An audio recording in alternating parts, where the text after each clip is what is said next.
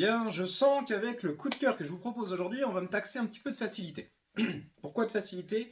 Tout simplement parce que l'auteur qui est derrière est connu, reconnu, multiprimé, j'en passe et d'autres. Le coup de cœur donc, c'est lequel? C'est tout simplement Cache-Cache Bâton d'Emmanuel Lepage. Alors, pour ceux et celles qui connaissent déjà Emmanuel Lepage, vous savez très bien que c'est un passeur d'histoire hors norme. J'irai même plus loin, c'est un passeur de vérité. Pour la simple et bonne raison que souvent il s'accroche à des histoires, il s'attache à des histoires vraies, des vécus particuliers, des trajectoires personnelles qu'il va mettre en lumière. Comme tout est à l'aquarelle, je dois avouer que le terme mettre en lumière lui colle plutôt bien. Et encore une fois, eh bien, pour moi, il ne me fait pas mentir, hein, clairement. Alors, qu'est-ce que c'est que Cache-Cache Bâton? Si vous avez suivi un peu son actualité dernièrement, c'est vrai qu'il s'était pas mal porté sur des voyages, des carnets de voyages, des histoires qui se passent un peu à l'autre bout du monde. Là, il a décidé de revenir un petit peu chez nous, chez lui aussi, la Bretagne. Hein, on va se rapprocher plus de ce lieu. Et puis, surtout sur quelque chose qui est très personnel. Parce que là, ce qu'il raconte, eh bien, ça le touche personnellement. C'est une partie de son histoire, c'est une partie aussi de l'histoire de sa famille qu'il va nous livrer, nous dévoiler, euh, et qui ouvre aussi un pan sur, au final, un héritage familial qu'on peut avoir, des choses qu'on a oubliées de génération en génération. Je trouve vraiment qu'il a réussi à parfaitement nous guider ça. Alors, qu'est-ce qui se cache derrière Cache-Cache Bâton? Eh bien, déjà, un concept, un thème, le thème de la communauté.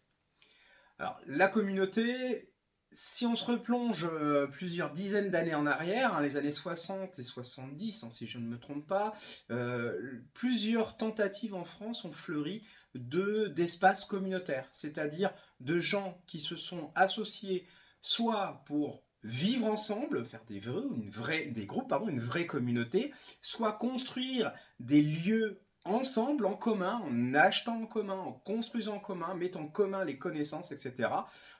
Si je dis pas de bêtises, encore une fois, la Cité des Abeilles est un des plus connus de ce type de comment dire ça, collaboration, coopérative, enfin voilà, association. Il y a plusieurs termes qui s'y collent, mais c'est jamais très franc, enfin jamais très complet, c'est le bon terme, jamais complet sur ce que ça recoupe.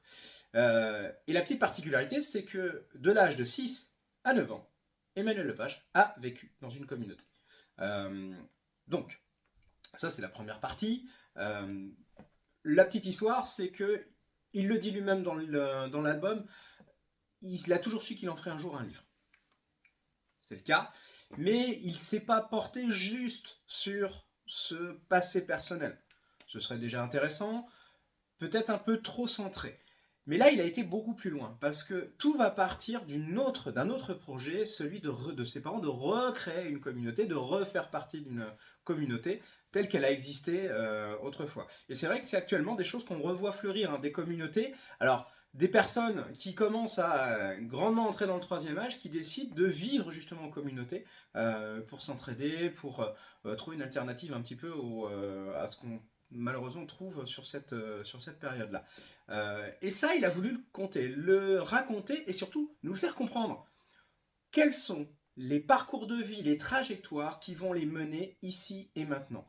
C'est ça qu'il va nous livrer. Alors, il va nous livrer le portrait de ses parents, hein, donc sa vie, sa famille, lui-même, qu'il va raconter, mais il va aussi nous livrer en fait les bribes des passés des différents intervenants qui soit ont déjà fait partie d'une communauté, soit vont en refaire partie, avec vraiment des trajectoires personnelles, des parties d'histoire de France qu'on a un petit peu oubliées, parce que là, c'est pas la grande histoire, ce sont les petites histoires, le vécu quotidien des familles qui ont évolué d'avant la Première Guerre mondiale pour certaines jusqu'à maintenant, hein, donc deux, trois générations qui vont être expliquées, pardon, avec aussi la particularité de voir évoluer eh bien, pour nous, des souvenirs lointains peut-être, mais qui font partie de notre héritage générationnel et culturel.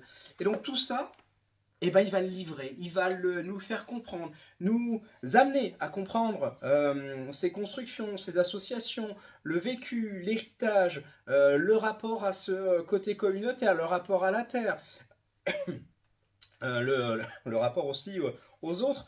C'est vraiment tout ça qui va nous construire, nous amener dans le cache-cache bâton. Donc franchement, je dirais bien une trajectoire de vie, ce serait facile de résumer ça à Emmanuel Lepage.